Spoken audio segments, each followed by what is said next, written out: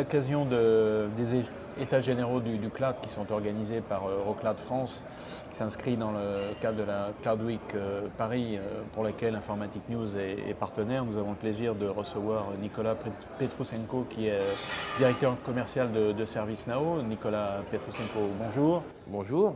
Alors, en fait, donc on est dans un événement cloud, on le comprend.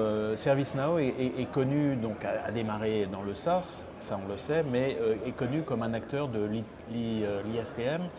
Finalement, quel est le lien entre l'ISTM et le cloud, et quelle est la raison de votre présence ici? Alors oui, effectivement, on est plus que connu sur le marché de l'ITSM, donc de l'IT Service Management, où on glane près de 70% de parts de marché sur les plus grands comptes de la planète, et notamment le CAC 40, mais aussi dans des structures de taille beaucoup plus proche des PME. Donc on est reconnu comme étant l'acteur leader des solutions de gestion de services de l'IT.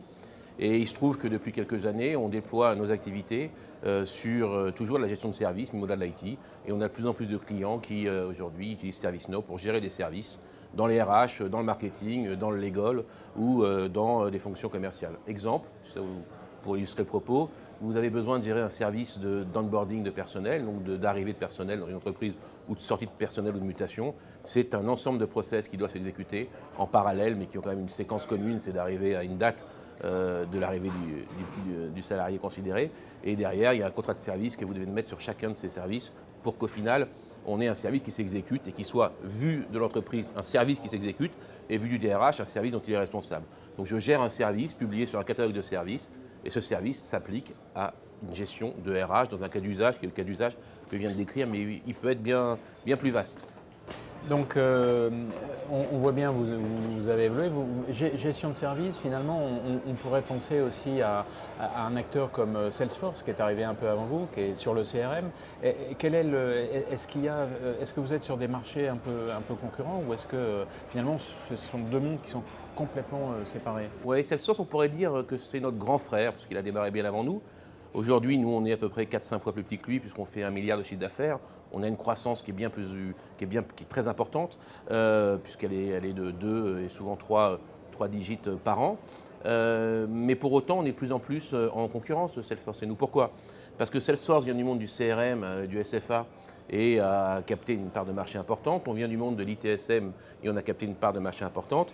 Mais l'un comme l'autre, on a des plateformes de développement de services, de développement d'applications qui sont soit mises à disposition des clients via un store, ce qui est le cas de Salesforce, ce qui est notre cas, avec chacun plusieurs milliers de services qui sont souvent très proches fonctionnellement, et soit l'un et l'autre, on développe des applications en propre qu'on édite sur la marque ServiceNow et pour Salesforce sur la marque Salesforce, et qui sont complètement frontales. Exemple, la gestion de la relation client, le Customer Service Management, où là on a tous les deux des applications qui sont fonctionnellement tout à fait comparables. Donc oui, c'est notre grand frère et on a vocation à de plus en plus être en concurrence avec Salesforce. En général, on aime bien son grand frère, mais on a envie de faire mieux que lui. Alors écoutez, je ne voudrais pas être dans la parabole d'Abel et Caïn, mais pour autant, effectivement, c'est une référence qu'on espère dépasser. Et on espère la dépasser non pas par des vœux pieux, mais par un investissement important dans notre innovation. À titre d'exemple, ce sont des chiffres très publics. On investit 500 millions de dollars par an dans notre plateforme, dans des outils de développement d'applications sur notre plateforme. Et on a aujourd'hui plusieurs milliers d'applications, plusieurs dizaines de milliers de ce qu'on appelle citizen developers, c'est-à-dire que ce n'est pas des développeurs informatiques, ce sont des gens qui savent graphiquement dessiner des choses et en faire des applications, avec un peu de scripting parfois. Et effectivement, on a de ce point de vue-là une vocation à grandir très vite. Oui. Mais alors, c'est marrant parce que vous venez de dire développement, outils de développement, donc on vous connaît comme un acteur de l'ITSM, et il se trouve que récemment vous êtes entré dans le cadran magique du Gartner pour le PaaS. Donc on est dans le monde du développement. Et est-ce que finalement c'est une retombée un peu accidentelle de ce que vous aviez développé au départ et que vous allez proposer de manière opportuniste, appropriée mais opportuniste, ou est-ce que c'était un peu dans l'idée de départ d'avoir ça et de l'actionner au bon moment? Alors c'est effectivement une question qu'on me pose souvent et qu'on pose souvent à ServiceNow. ServiceNow a été pensé par son fondateur qui s'appelle Fred Luddy comme une plateforme de développement d'applications. Il se trouve que Fred Luddy vient du monde de l'ITSM, il a été dans des fonctions importantes, aussi bien chez un éditeur qui s'appelait Remedy, qui a été acheté par BMC, que chez un éditeur qui s'appelle Peregrine, et que le premier cas d'usage qui lui a paru le plus évident, c'est toujours l'ITSM. Donc de ce point de vue-là, on a commencé. Puis au fil du temps, on a continué, on a développé des applications de PPM, qui sont une typologie de service pour l'IT, qui n'est pas l'ITSM.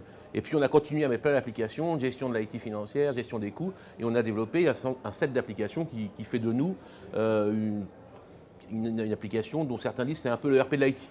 Bon.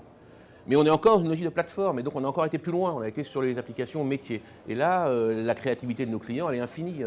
J'ai quelques clients, notamment du CAC 40, ou même des clients leaders européens de la location de voitures en particulier, par exemple, les professionnels, qui ont créé des applications de gestion de services pour leurs finances où, quand vous avez besoin d'une interaction avec votre département financier, c'est un centre de services partagé et vous ne pouvez lui demander des choses qui sont prévues au catalogue. J'ai besoin d'une facture parce que j'ai un impayé, je fais une réclamation parce que je suis client et j'aurais dû être remboursé, je ne l'ai pas été, que sais-je. Et le département finance publie un catalogue, il y a un workflow qui se déclenche derrière, il y a un contrat de service. Et tout ça a été bâti comme une application, comme un service dans ServiceNow. Donc la limite de la plateforme, elle est aujourd'hui inconnue et on a des mini-applications. Parfois, une à une, c'est gestion des listes de mariage. Dans les grandes familles, c'est des grands workflows. Voilà. Donc finalement, ce développement de nouvelles applications est lié à la créativité de vos clients et de vos clients à venir. On aura certainement l'occasion d'en reparler. Nicolas Petrousenko, merci beaucoup. Merci à vous.